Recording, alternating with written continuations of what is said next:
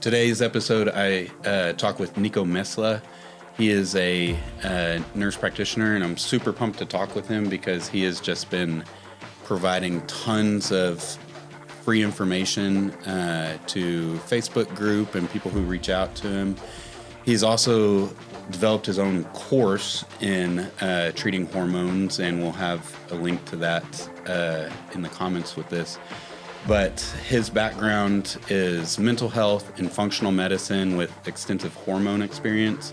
And so I'm excited to sit down and talk with him on how all of these integrate and how to continue to provide not just the typical Western medicine concepts to hormone replacement, to also have somewhat of a functional aspect, but also try and cleave through all of the hoopla that is not really evidence-based in the functional medicine world, and only getting to the concepts that make real-world differences that are evidence-backed. I came across Nico. We're in a couple groups in the past, and then you kind of branched off and made your own welcoming community, and that's where we've kind of really gotten to know and talk and discuss hormones, and it's been amazing from just an acceptance. You can ask questions without any judgment, and then you have your course, which has been amazing. I've taken about, 5 or 6 different courses now, gone to various conferences, and yours has been the best at tying it all together. I mean, I've had some where they're extremely cavalier with hormones and really hard. It's like they're just throwing everything at them. And I've been on the other side where they're extremely textbook and not near hormone enough. And I don't think they're just mainly applying Band-Aids. And yours brought everything together. So I very much appreciate you coming and talking with me because it's a honor to have you here. But I kind of just want to get to know you. Like, what is your origin story? How did you get into all of this to even start as a nurse practitioner? Well, first of all, thank you for having me. It's great to be here. Also, super kind words. I am humbled beyond anything to hear that from you. Just getting to know you even more so now. You're a great guy, a fantastic clinic owner. Also very, very, very smart. So it means a lot when you're telling me, hey, I really liked your hormone course. That's fantastic. Mason, my story is probably similar to many of ours, backgrounds as far as owning a clinic and all that stuff goes. But, if I went super, super far back, as a kid, I always loved science and nature and being outside and all that sorts of stuff. I always excelled at biology in particular. My grandfather on my mother's side is a retired physician. He's 95 or will be 95 in just a few weeks. But he was really your good old-fashioned family doc back in the day. And he told me when I was a little kid, don't ever go into medicine, Nico. You will hate it. It's terrible. He was kind of like ending his career in the bigger insurance, oxycodone. Everybody's kind of starting to transition from paper charting to computers. And he just didn't want to have anything to do with all of that.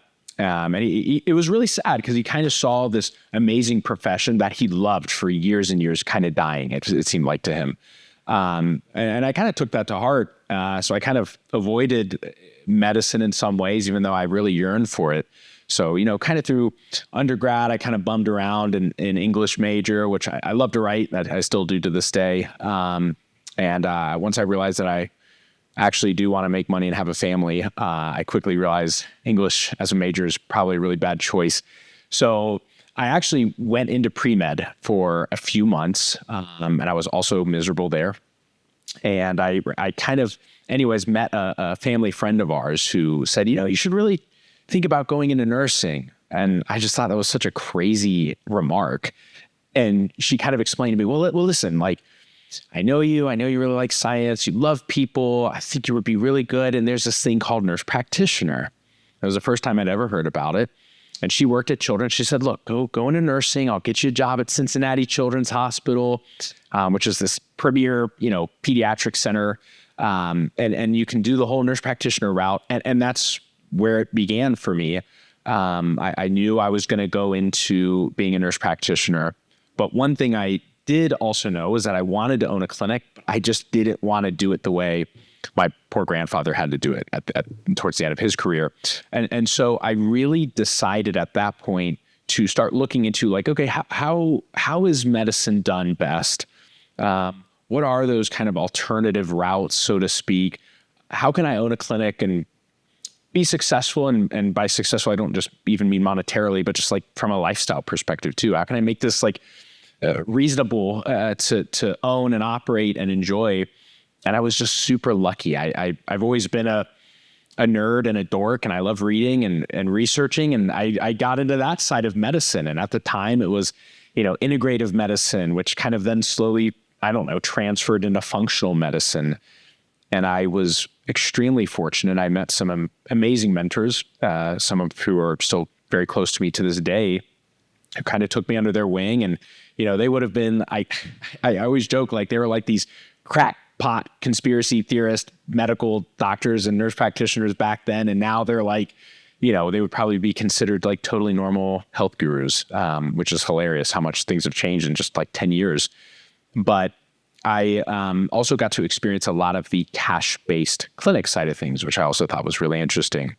So, pretty much from there, I decided to get into functional medicine full time. I always envisioned that I would own a family practice and kind of do just more of a functional medicine route. And that never really panned out for me. I ended up landing into a mental health clinic using functional medicine. Cool. And that was really where I learned, well, I shouldn't say I learned hormones. I really learned the value of hormones there beyond anything I could have imagined. And I know you know this, Mason, like treating so many of our patients with hormone replacement therapy, whether they have a mental health issue or not, it's impressive and amazing at how much hormones move the needle for so many people, right? And so many diseases. Yeah, I went to Morgenthaler's, testosterone conference, and I during one of the lunches, I was just sitting chatting with all the docs and stuff that were there. One of them was a psychiatrist, and I was like, "Why did you come to this?" And he was like, "Well, I've been a psychiatrist for a long time, and as this has picked up, I've kind of started recommending it a little bit more, and those patients that I recommended it to stopped coming to me." And it was like, he's like, so I figured that there's something to that. And so I just wanted to get some more information for myself, because I thought it was pretty profound, psychiatrist to be at this, testosterone and sexual health conference. And so I thought that was pretty cool. And I try in mental health, my background is all acute care, emergency department, urgent care. And so truly my mental health background is pretty weak. In the ER, we see the bad stuff, the suicide attempts, contemplating the suicide, that kind of stuff. Urgent care is a little bit before, but I had a pretty weak kind of protocol, to do it. And yeah, the hormones now have just been honestly profound. The testosterone in guys, and I'm newer into the female side of things, but progesterone and estradiol and testosterone in women too. I mean, they're just profound. And yeah, absolutely. Mental health has been pretty awesome. So how did you make that connection from a normal practice? So how did you even want to trial a hormone in there? I'm really fortunate. I had some amazing mentors who, I think were more or less acknowledging some of the same things that I was seeing from the mental health side. I think where we lost connection with all that, and again, we would go down a very deep, dark rabbit hole. But, I think what I wanted to look deeply into was the fact that mental health was getting worse over time, and not just like a little bit, like really significantly worse over very short periods of time. Basically, since the dawn of SSRIs, we saw this like huge uptick in depression, anxiety, and all that stuff. And, a lot of people would say, well, that's just because we're diagnosing it more often, or people are more comfortable talking about it. And okay, maybe fair enough. But if the advent of these new psychopharmaceuticals, I thought the idea was that they would make people better. and if anything, it felt like they certainly weren't making people that much better. And if anything, it could be that they're making things worse. There was all these questions I had, almost 10 years ago. And to this day, I still recognize that a lot of that stuff is totally unsolved in a lot of ways. But one of the things I understood looking through the literature was that this whole theory about serotonin affecting your behavior and you're just lacking serotonin. And if we add serotonin back in via utilizing something like an SSRI or an antidepressant, magically you'll just feel better. And none of my patients seem to ever experience that. And so I started looking deeply into the literature. And what I found was that it appeared that serotonin had really nothing to do with it. If anything, it seems like high serotonin ends up being the culprit in a lot of ways, which is, again, kind of a paradox to what we were being taught in schools. So I decided that, okay, for some reason, psychiatry gets this weird workaround as a subspecialty, I guess, in medicine, where they really don't have to ever have any objective data for anything ever. They can just kind of pick and choose some signs and symptoms and things of that nature that they find in the DSM, and then just label you with depression or schizophrenia or OCD or whatever. And again, I'm not totally disparaging psychiatry as a whole, but I just found it so fascinating because I thought, well, this doesn't make any sense. If I came to you, Mason, and said, hey, Mason, my chest hurts, there would be 20 things you would do on both the subjective side, okay, Nico, how bad is your pain? When did this start? How long has it been going on for? And then you would do all these different tests, check my blood pressure, maybe put a stethoscope on my heart. Maybe you could even send me to a cath lab. There's 1,000 different things you could do. And that just doesn't happen in psychiatry at all.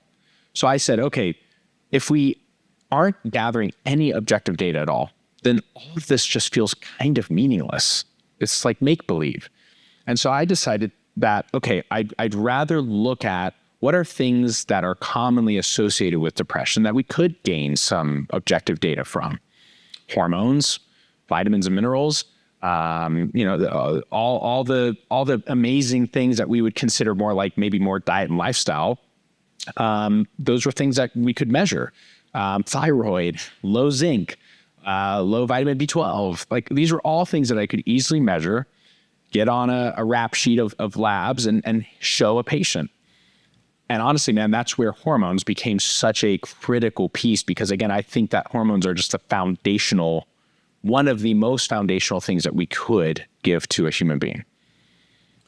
Yeah, it's crazy. I mean, whenever and how hormone almost depleted we are these days, and whenever I started my clinic, I expected my population. I started as a men's health only clinic initially. I've now kind of encompassed everything, but initially I was like, oh, my guys will probably be 50 to 70 and I'll do their testosterone and everything. And then I had, some 40s come in, and then I had some young 30s come in, and then I had some 20-year-olds, and they have documented low testosterone and are, essentially suffering with the same symptoms. I mean, a 25-year-old should not have a lower testosterone than a 75-year-old. And where do you think this is coming from? It's going to be a myriad of things, but right. Well, amen to all that. It is. It's a accumulation of things. I think the probably most obvious things that we have really robust literature around, or at least a growing literature around, is these kind of what we would call endocrine disrupting chemicals, which I think a lot of people have heard of, and it still doesn't feel real. It still kind of feels like fairy dust, but those would be things like phthalates and parabens and technically speaking, even things like lavender essential oil would be considered an endocrine disrupting chemical. So even though it's natural, it doesn't necessarily mean it's totally safe, but it's especially byproducts of plastics and petroleum and all these things that have just become ubiquitous. They're in our clothing, they're in our food, they're in our water.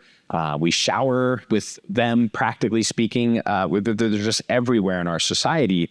And we have absolutely seen that these play a extraordinarily detrimental role in terms of a human being perspective on endocrinology and hormones. Yeah. And, I mean, in my own population, started testosterone in my young 30s. And I was like, maybe it's because I alternated ER day and night shift for a long time. Maybe it's because I sprayed cactus poison and mesquite poison every summer and doused myself in that. I don't know what mine was specifically, but it's, just kind of a combination of everything.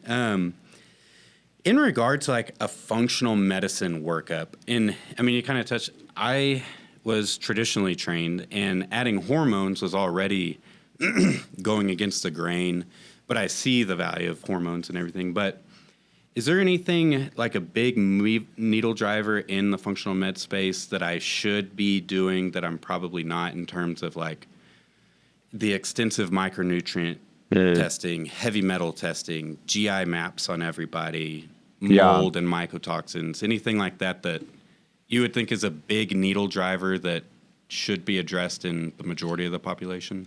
Man, I love that. It's such a good question. And I think this is where even I don't know if I should use the word strayed from functional medicine a little bit. I think one of the frustrating things about functional medicine is that it almost becomes a little too open-ended in the sense of like, there's so many things we could check. There's so much stuff that is, dare I say, there's just a total lack of literature behind it. GI maps, for example, it's a really interesting test. And by the way, I've used it for patients and had great results. But it's not that thoroughly evaluated. I mean, we don't have that much data behind it. It's pretty new. The sensitivity and specificity isn't always that great. So, and a lot of those tests, and a lot of the different microbiome tests, micronutrient tests, I've seen neurotransmitter tests.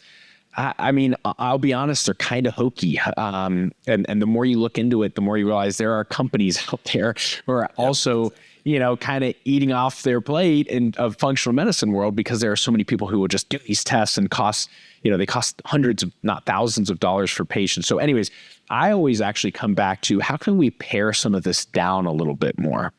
Yeah. One of the things I try to tell people all the time when they say, Nico, I want to like add more functional medicine into my clinic, I'll ask them, are you doing HRT? And they kind of look at me like, well, that's not functional medicine. And I literally look at them and I say, no, that's like the most functional thing you could do in terms of functional medicine in your clinic. And I really mean that. I think functional medicine got turned into like root cause, everything's root cause, which is very reductionistic. And again, it's interesting, but like there are things we'll never know the root cause of that. Is it because I work night shifts and sprayed myself with cactus poison and, like all these things? I was born in the 90s. Like I have no idea. Like there are so many things that we'll never know. But there are things that we can utilize as far as therapies go. And I think HRT reigns supreme amongst everything. I think HRT is primary care. I think it's functional medicine. I think it's holistic. So I think beyond that, really, man, it's then becoming just a super, super, super good listener. What are your patients telling you is wrong? What are they dealing with? Gathering a very good history, understanding their relationships, and trying to get around some of those obstacles. So, okay, if mold is a thing, fantastic. Maybe you can learn more about that. But, I always told people, like, you can't be a jack of all trades. You really can't. You can't be everything to everybody. I think it's a really dangerous thing. If you're, what is it, the saying? Like, if you're everything to everybody, then you're nothing to nobody kind of thing. And I think that's true of functional medicine. Yeah, I like that. And I have, whenever I started the clinic, I was like, okay, I'm just going to do testosterone and I'm going to punt to anything that's not. But it got to where, and I'm sure this is like this anywhere, but, it's like if I tried to get them out to get something else, or, if I sent them out, it's 6 months before anybody would see them for a sleep study. I like sleep studies on guys who are, getting a significant secondary erythrocytosis from testosterone. I'll uncover sleep apnea a lot, but, getting that sleep study, I'd be like, all right, call your PCP. And they're like, well, I don't have one. It's like, here's the number to get one. And they're like, okay, it's going to take me 7 months to do it, and then 2 months for the sleep study after that. And it's like, okay, well, I just need to address this because this is what I want. and so I've turned into doing a lot of things, but at the same time, the hormones can address a lot, and just getting people appropriately dialed in, not giving them too much, I think helps get them off meds if they come to me on meds and stuff. And so, yeah, I couldn't agree. It's funny you mentioned sleep apnea because, even in the literature, this is something I've cited in my course. It's kind of funny because we see back and forth. We see like testosterone improves sleep apnea. Testosterone makes sleep apnea worse. And likely the understanding, of course, would be like, well, if you start testosterone replacement therapy and you lose 25 pounds, that could totally resolve sleep apnea. Maybe it improves your airway. For obviously it seems like there are some guys who we get kind of the opposite occurrence, which is maybe a little bit of lean muscle mass gain, and maybe they already have kind of a narrow airway. But at any rate, I always tell my guys, look, testosterone replacement therapy could make this better. And if it doesn't, you're at the right place. Like, I'm going to help you with this. These are low hanging fruit things. This doesn't have to be complicated. And I love what you're saying, because I think also you're getting at like, okay, what services could I add, or what things could I provide that would just be added value to the things that we're already doing? It's not a huge headache for me as a business owner and as a provider. Yeah. And it kind of turned out, I noticed too, the guys that had a little bit better lifestyle, that we were dialing in things a little better, got more out of everything I was recommending, so now I kind of try and get everybody to, meet the med halfway in terms of stop drinking 6 beers a night, cut out smoking, get some exercise, and just try and eat like an adult, just kind of improving things along the way. They got more out of it. And so that's kind of where, like, yeah, I have a holistic component to everything, but I still am I'm kind of the fine line between holistic, traditional, because I'll still do some stuff, but man, between lifestyle optimization, hormone optimization, that covers about, 90 to 95% for most people. It really does. And I'm telling you, I think you're spot on. And I hope other people heard that, because that was really well said. Are there people who suffer from Lyme and mold and toxicity and all these things? Absolutely. I'm not saying that's not a real thing.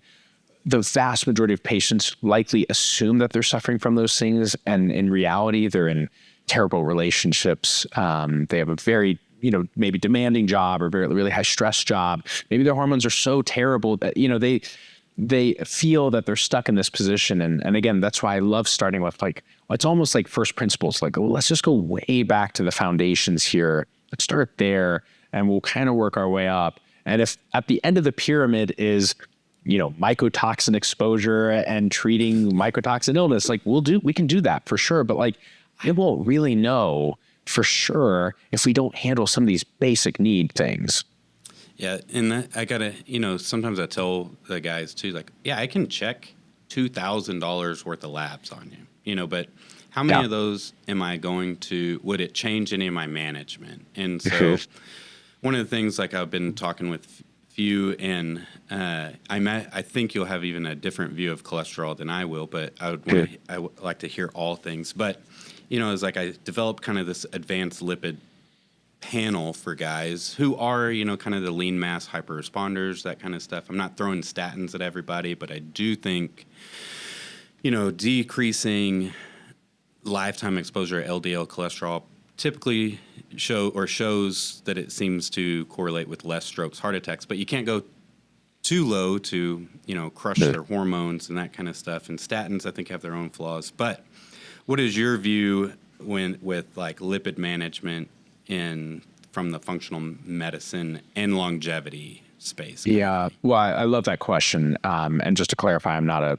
lipid expert by any stretch of the imagination. So I'll speak gently around this and just give you my thoughts. From what I can tell from the literature, there's no question that there are people who have like very serious, this is like, your single digit percentage of patients who have very, very, very serious genetic conditions where they will just produce a shitload of LDL and just develop atherosclerosis like it's nobody's business. Like it literally, that's that type of person. Outside of those patients, the vast majority of patients that are really suffering from atherosclerosis are patients who have severe insulin resistance. I find that insulin resistance is what is ultimately generally leading to, high triglycerides in particular, elevated VLDL, which is a little bit more sensitive than even just LDL, which is kind of like, I always like to think of LDL as almost like a blanket or a umbrella, maybe is a better way to put it. LDL is just this huge umbrella of lipids. Then underneath LDL, we have things like VLDL and small LDLP and all these different things that are actually a little bit more sensitive to, cardiovascular disease risk. And triglycerides are still one of the cheapest, easiest tests to do in the world. They're still one of the most sensitive tests towards ultimately cardiovascular disease. And again, we rarely see jacked up lipids if a person isn't insulin resistant. And patients who are insulin resistant tend to also have very poor diets and lifestyles. It is almost impossible to find those patients otherwise. So a rise in LDL, just calculated LDL, is almost sort of meaningless. It doesn't really carry that much weight. When we look at these huge meta-analyses and randomized control trials, and this is where it gets really confusing because we've seen some of those oh my gosh, patients with really high LDL levels, they never get to mention Alzheimer's. Right, Alzheimer's in comparison to people who have actually lower LDL. So what does that mean? That's really confusing. So again, I think LDL is more like a byproduct. I actually think of LDL almost the same way I think of blood sugar. And let me go on this tangent for a second and reel me back in if I'm going way too far. I think so blood sugar, blood glucose is a nutrient. It is something our body requires and requires a significant amount of. And in fact, if we don't ever get any blood sugar in, if you're in ketosis, your body will actually produce glucose through gluconeogenesis just to have its blood sugar. That's how important glucose is. So people who get these freaking CGMs and they're tracking their blood sugars and, oh my gosh, my blood sugar spikes and all this sorts of stuff. I almost can't take it seriously to some degree now, because what I realize is that that's exactly what's supposed to happen when you eat sugar. Your blood sugar spikes, yep, exactly. And your insulin should respond, and so on and so forth. So the idea then becomes blood sugar is a nutrient. Your body consumes it very easily if your metabolism is firing on all cylinders. If your metabolism starts to suck and slow down, that could be via a very poor diet where you're getting a lot of polyunsaturated fatty acids. That could be your thyroid is significantly inhibited in some way, shape, or form. What we'll end up with down the line is insulin resistance. And so again, all of a sudden now you see glucose as a bad guy because it is in the 200s, 300s maybe. But that is just a after effect of all the shit that happened beforehand. So I think of LDL almost in that same, I know it's a little bit apples to oranges, but I think of LDL very similarly in the sense that I just cannot imagine that this thing that our body produces naturally is just out there to kill us. I think it is very much pressured, or there's pressure placed on the human organism in which LDL could potentially be a sign of negative health outcomes. And I think it's very obvious because most of the time those people are really sick and insulin resistant. Does that make sense? Yeah, I like that. That's a good analogy with everything. One of the other functional med things I see all the time is, it's just anything that's wrong with the patient, it's just their gut health. They need better gut health. And I'm not saying that the gut is not crucial, but at the same time, I don't see them really offering tons of solutions aside from, if it's social media, it'll be 50 different supplements or the specific probiotic or that. But what do you think is an actual driver in improving the gut health and improving the ailments that come along with poor gut health? Such a good question. And I do agree with you. I think the gut is as bewildering as the galaxy in one sense. It's just it's so exactly vast. Right. It's so deep. there's so many organisms. We don't even know half of them kind of thing. We don't know what they do, the way they interact with each other. So it literally, I think of the gut as like, imagine we just like happened upon New York City for the first time. There's all these people and buildings and things going, and you just would have no idea, like, well, maybe I'll add more taxis. It seems like they love taxis. Oh shit, that made things really good. I think of the gut the same way. Like we add probiotics and just assume that they're going to be good because the gut seems to have a lot of them, and sometimes it just doesn't do anything. So it's a Wild West. What I absolutely do, I don't just believe it. I mean, it's clear in the literature, is that poor gut health leads to detriment across the board. It is really the barrier between us and them in terms of like, we eat stuff and we hope it doesn't become a part of us quite literally too quickly. We hope we can digest it, get rid of whatever we don't want, and maintain the nutrients. Once that leaky gut stuff happens, and again, I know that sounds hokey too, but that's a very real thing. I talk about that in my course. Like we get endotoxin leak, which again sounds like such bullshit. And I thought it was just so hokey when I first heard of endotoxin. But it's probably one of the most well-studied things out there. And what they're talking about is these lipopolysaccharides that these gram-negative bacteria in your gut produce. And once you dive into the literature, all of a sudden endotoxin is everywhere. Prostate cancer, breast cancer, rheumatoid arthritis, Hashimoto's disease, like it comes up everywhere. So, when we're thinking about the gut, what we can't say is like blanket statement, oh, this is what you got to do. What seems to make some sense is avoiding stuff that's sprayed with pesticides and herbicides. That seems like a very good idea. We know that glyphosate completely destroys tight junctions and things of that nature in the gut. We know that it totally disrupts the microbiome. There are other things, gluten and stuff that I honestly think gets too much of a bad rap to some degree. I think that's a little overkill, but I do agree that some people are really sensitive to it, and we probably could reel that in. But the bigger things, man, would be like, making sure that obviously you're just eating a clean, healthy diet. I think there are supplements that are unfreaking real. Colostrum is one of them. It's freaking amazing. It is very, very well known that colostrum is, the first thing that gets passed to you via your mother, and it's full of peptides and immunoglobulins and all kinds of interesting nutrients, and it acts as a prebiotic. And so honestly, Mason, that's where I would point more people to, is less probiotic and focus on more prebiotic, because probiotics, you can take a shitload of lactobacillus and like it could have some effect, but in 3 hours it's over with and gone. Prebiotics is where the magic happens, because we're literally transforming the environment and therefore the structure and the integrity of the gut. Nice. Yeah, and I agree. I mean, it's just like work on prebiotics, fermented food, eat some fruits and vegetables, not just junk all the time.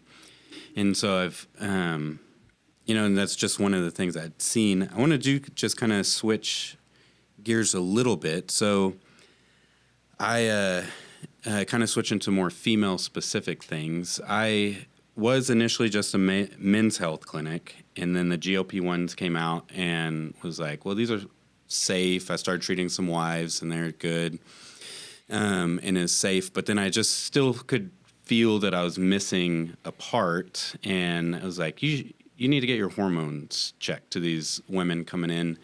And I was like, check with your PCP, your OB, or your GYN, see if they'll do anything. And then they just kind of come back frustrated.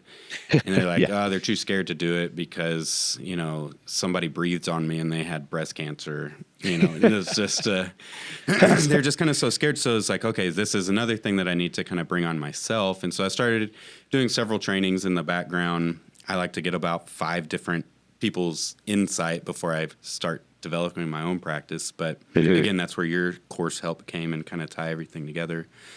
As a guy, it was, I was kind of hesitant, just to talk, a big part of hormonal decline is, vaginal atrophy, sexual decline and that kind of stuff. And I've done a lot of, traditional, I was very fortunate to get a lot of GYN training and my nurse practitioner stuff. And then the ER, we do a lot of pelvic exams. So I'm not foreign to that, but then kind of talking about trying to keep them healthy is a different thing.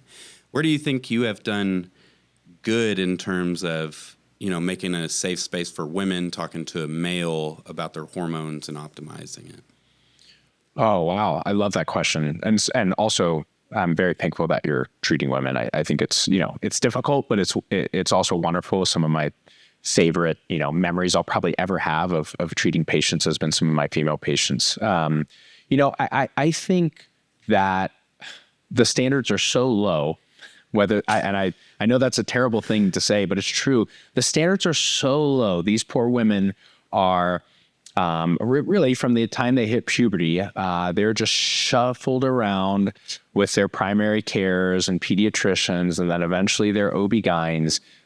They're offered, practically nothing that could serve them or be of any value outside of birth control, which I think know my opinion on, and I think it's atrocious what we do to women with birth control, and antidepressants. Frankly, I think it's one or the other or both.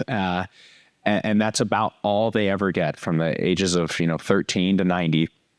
And so by the time, and I know you know this because you just said it, by the time our female patients get to us, they are so over it. They're so tired. They're so sick of feeling like they're nuts, and that they're just these batshit crazy ladies, and they just take your Zoloft. By the time they get to me, I think it is so wonderful just to know that they can have a conversation with someone for longer than 10 minutes and not be told they're just old or crazy. I think, and I know that sounds like such a stupid answer, but it's the truth. And so I really kind of open up the floodgates of tell me what in the world is happening in your life. How did you end up in my lap?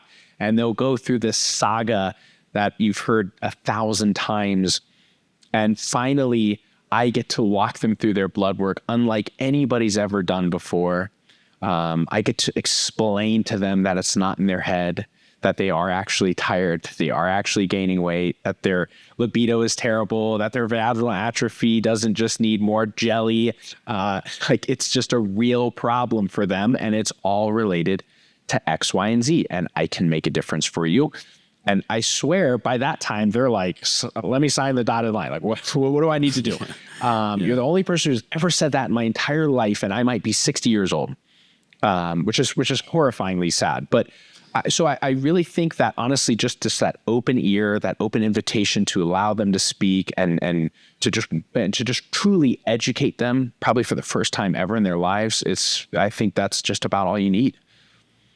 Yeah, it has been incredibly fulfilling already, and it's a pretty new part of our practice, and it has been incredibly fulfilling. It's crazy, just honestly, and I mean, truthfully, I put it off because it is intimidating. There's 5 different hormones that all make a big difference, and then they all impact them in different ways, and then menopause itself is such a spectrum. I've had some who are just, suffering, and I have some who never felt a thing through menopause. And but now I know they have osteoporosis at 58, and so I have them on hormones, and it's like, but I feel okay, and it's like, yeah, but your bones, right? A fall would be horrendous to you when you're otherwise healthy, and so it's just been so crazy, just in the whole field of it. And I mean, if I bring up the WHI, I mean, we could talk an entire podcast kind of dismantling it, but what do you think? I'm kind of jumping all over the place. Oh, you're fine. What I want the question to be, is like, there's so many variables with them. What do you think is the most impactful to get these women to feeling better? And then the last kind of piggyback off of that is, are you flooding them with 5 hormones at once? Are you a stacker? And how do you set expectations for when do you start feeling better? Sorry, that was a big loaded question. Oh, I love those questions. The first question was, give me that one again, Mason. Let's say 5 different hormones. Which one do you think is? I see. Most impactful? I love that question. That's a great question. My selfish personal answer would be progesterone, but because I'm a sucker for progesterone. If you took the course, you probably already know that. I love progesterone. I oftentimes I'll say something along the lines of, I think progesterone is to women what testosterone is to men. I think it's their life force. I think it's very specifically their life force. It's kind of interesting, even when you mirror male and female testosterone and estradiol levels, we both as sexes produce a pretty good amount of testosterone and estradiol. Obviously men a little more than women on the testosterone front, but it's relatively similar. And then when you get to progesterone, it is vastly different.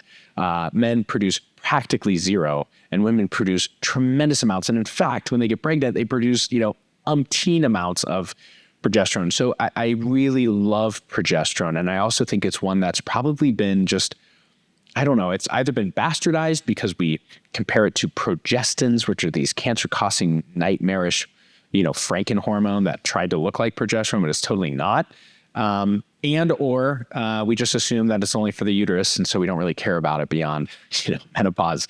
And what we really do know is that is probably one of the most amazing hormones out there. It's just so incredible. There's so much depth to it. So I'll go with progesterone if it's their gun to my head. I like it. And it's just in everything. Like PCOS, they have a luteal phase deficiency, so they do amazing with progesterone. And then you're right. It's like, oh, I don't have a uterus, so I don't need it anymore. It's like, but man, progesterone is just so beneficial for your sleep, your mood. It helps bones, so it's incredible. It's crazy that it's been so kind of neglected for so, again, I think you're right. It's just something that's almost put to the wayside because the progestins gave it such a bad name.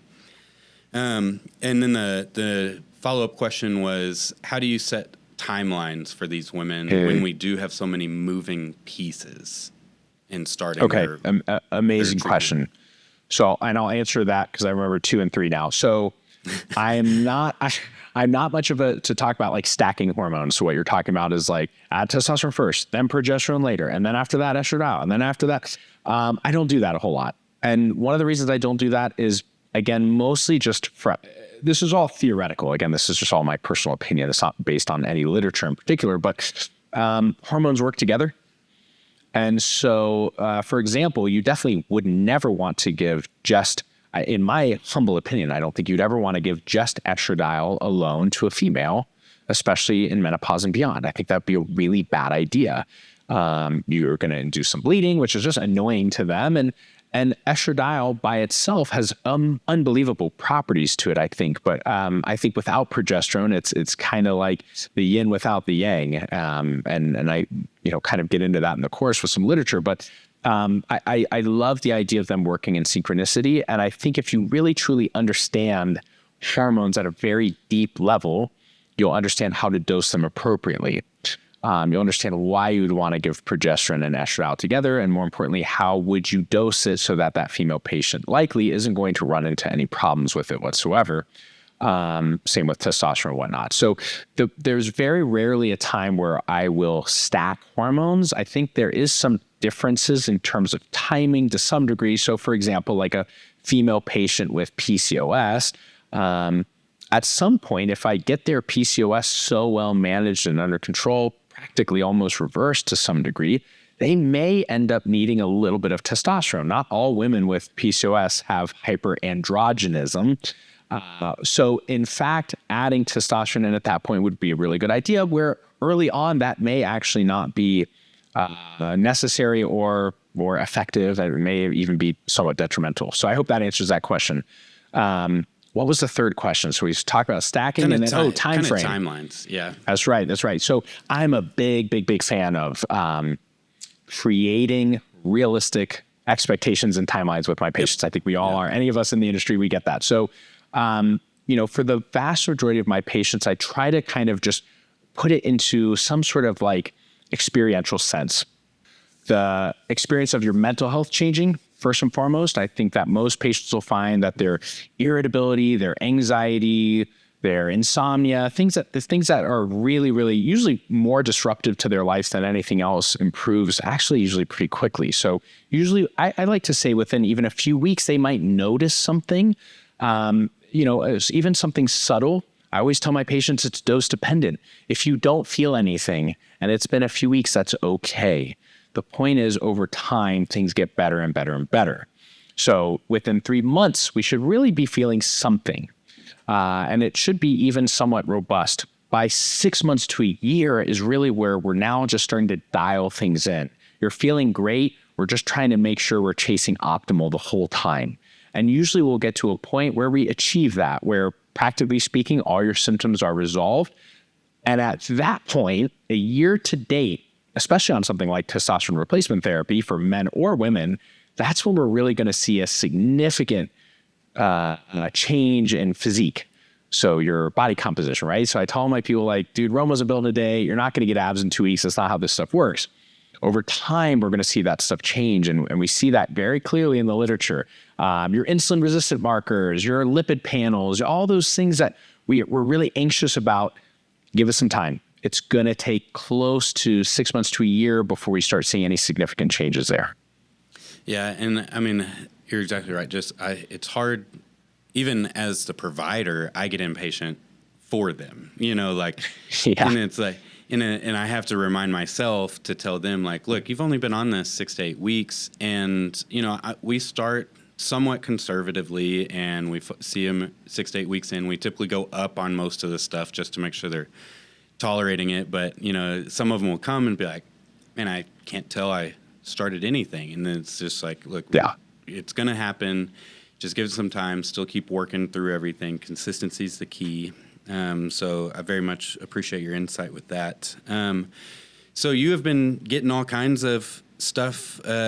What are your plans professionally? I've seen a couple things that you're going to do, but what all? Yeah. Where can people see you or connect with you from here?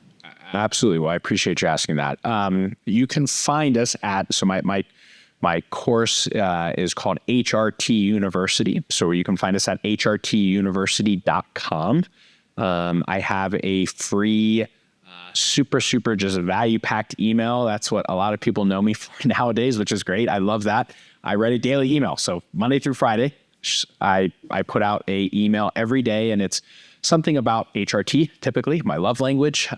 A lot of times I'll talk about business stuff and just some of the going-ons in my life and things of that nature. We have a live event going on later this year in September, which is really exciting. Again, you can find that all on my website. The course itself is called HRT University again, and it's a master course. It's literally, walking you through hormones A to Z. And everybody asks me, is this for like newbies or is this for, could you be an expert? You could be anybody. I promise you. I hope even by listening to this podcast, you get a sense of like, it's very different from anything you've probably ever taken, and for a good reason. We try to really give you the depths and the details, but also making it super practical. Like you could go prescribe hormones that week if you want to. You can also find me I'm on Facebook. I'm not really on Instagram or anything. In fact, we have kind of a anti-social media, like we're just big social media people. We want people coming off that stuff. We love podcasts. We love long form content, stuff where you really get to learn about other people and connect with people and all that good stuff.